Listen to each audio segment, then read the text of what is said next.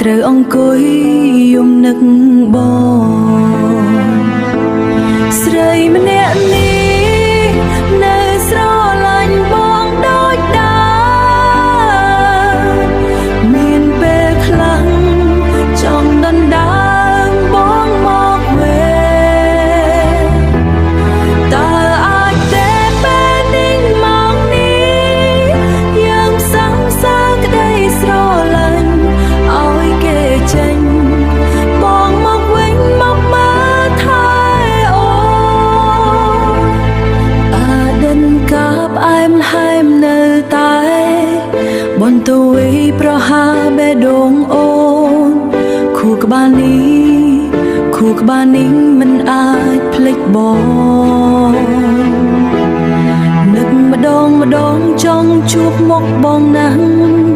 ស្នេហានេះអស់អាយុហើយសូម្បីដៃអ្នកថែក៏ដូរមិនចាំអូនសឈ្មោះ